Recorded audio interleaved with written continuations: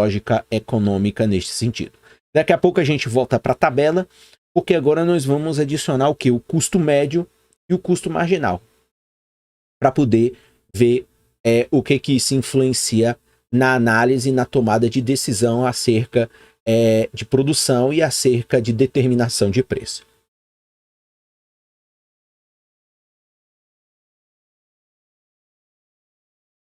Como proprietário da empresa, Conrad precisa decidir quanto produzir.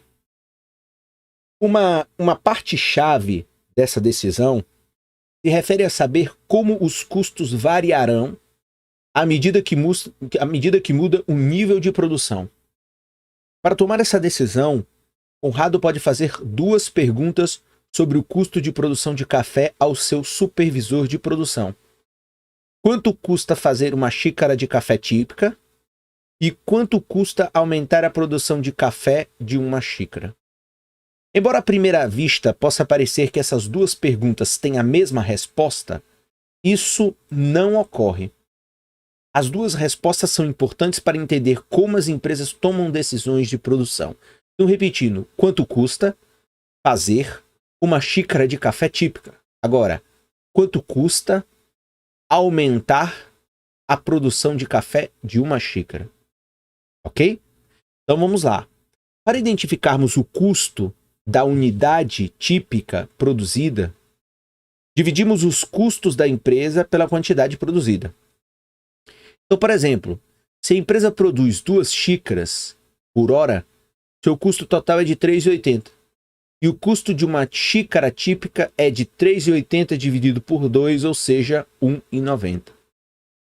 O custo total dividido pela quantidade produzida é, portanto, chamado de custo total médio. Então, o custo total dividido pela quantidade produzida é chamada de custo total médio. Então, mais uma vez, o custo total médio é o custo total dividido pela quantidade produzida. Então, eu tenho no exemplo um custo de R$ 3,80 dividido por 2 xícaras, dá um custo total médio de R$ 1 ou $1,90. Como o custo total é a soma dos custos fixos e dos custos variáveis, o custo total médio pode ser expresso como a soma do custo fixo médio e do custo variável médio. E aí agora vem um subconceito em torno do custo total médio. Ou seja, o custo fixo médio é o custo fixo dividido pela quantidade produzida.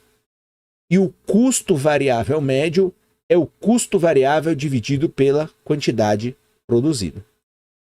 Embora o custo total médio nos diga o custo da unidade típica, não nos diz em quanto o custo total mudará se a empresa alterar seu nível de produção.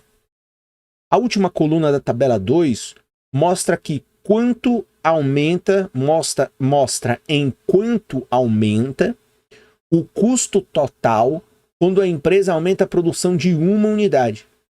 Esse número é chamado de custo marginal. Por exemplo, se Conrado aumenta a produção de 2 xícaras para 3 xícaras, seu custo total aumentará em aumentará de $3,80 para $4,50, de modo que o custo marginal da terceira xícara de café será 4,50 menos 3,80, ou seja, 70 centavos de dólar. Na tabela, o custo marginal aparece no ponto médio entre as linhas, porque representa a mudança no custo total à medida que a produção aumenta de um nível para outro. Então, pode ser útil expressar essas definições matematicamente, e daqui a pouco a gente vem aqui ver matematicamente. Mas voltando aqui, portanto, voltando aqui na tabela 2, nós temos então, o custo fixo médio é, portanto, o custo fixo dividido pela quantidade. Então, custo fixo é 3. 3 dividido por uma xícara, 3. 3 dividido por 2 xícaras, 1,50. 3 dividido por 3 xícaras, 1. 3 dividido por 4 xícaras, por 5 xícaras, por 6 xícaras e assim sucessivamente. Ou seja, Se eu produzir 10 xícaras, eu tenho um custo fixo médio por unidade de 30 centavos. O custo variável médio é o custo variável dividido pela quantidade de xícaras. Então, note que eu tenho 30 centavos, então, 30 centavos para produzir uma xícara. 40 centavos é o custo médio de cada xícara quando eu produzo 2. 50, 60, 70 e no final 1,20 é o preço do custo variável médio da xícara. E note que o custo total, portanto, ele também vai representar agora o somatório do custo fixo médio ao custo variável médio. Então, qual é o custo total médio de produzir uma xícara? 3,30. E de produzir duas, 1,90. Então, 1,50 mais 40 dá 1,90. E assim sucessivamente. E aqui com 10 xícaras, eu tenho um custo variável médio de 1,20, mais um custo fixo médio de 30. Eu vou ter, portanto, um custo total de 1,50. E aqui o custo marginal, ou seja, ao produzir mais uma xícara de café, qual é o custo a mais que eu incorporo? Então note que esse custo marginal ele vai aumentando. Ok? Então, basicamente, essa é a perspectiva de você ter custo fixo, custo variável, custo total, custo fixo médio, custo variável médio e custo total médio. Ou seja, é um conjunto de cálculos e de perspectivas de custo marginal que vão lhe oferecer, portanto, uma noção do que está acontecendo do ponto de vista produtivo da empresa e como esses custos vão, portanto, ajudar a firma a tomar a sua decisão de produção e a determinação de preço.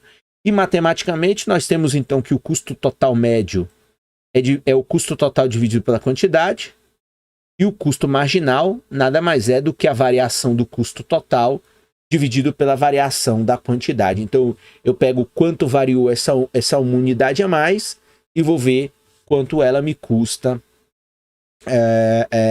a mais. E aí você tem aqui, claro, a letra grega delta, né, que é um triângulozinho, ela representa, portanto, a variação. Então aqui, o triângulo, né, ou a letra grega delta, representa a mudança em uma variável. Então essas equações mostram como o custo total médio e o custo marginal derivam do custo total. Então, o custo total médio nos dá o custo de uma unidade típica de produto se o custo total for dividido por igual entre todas as unidades produzidas. E já o custo marginal nos diz em quanto aumenta o custo total em decorrência da produção de uma unidade adicional de produto.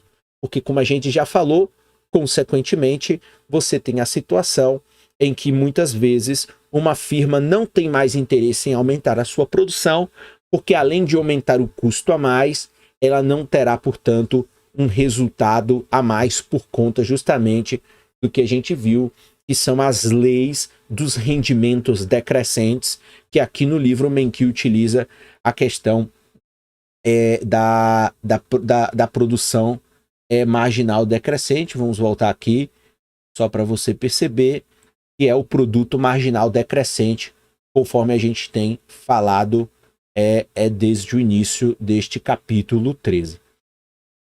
Que em outros manuais, ou nos manuais mais clássicos, a expressão se dá pela lei dos rendimentos decrescentes, que é uma teoria que se aplica não só a empresas, mas se aplica também a outras áreas da economia, para explicar o que acontece quando a gente tem uma unidade adicional, uma variação adicional de uma determinada variável econômica. Neste caso, estamos falando aqui de uma variação da variável custo total. Então, como veremos em maiores detalhes no próximo capítulo, Conrado, nosso empreendedor, vai descobrir que os conceitos de custo total médio e custo marginal são bastante úteis na hora de decidir quanto café produzir. Curvas de custos e suas formas. Assim como em capítulos anteriores, os gráficos de oferta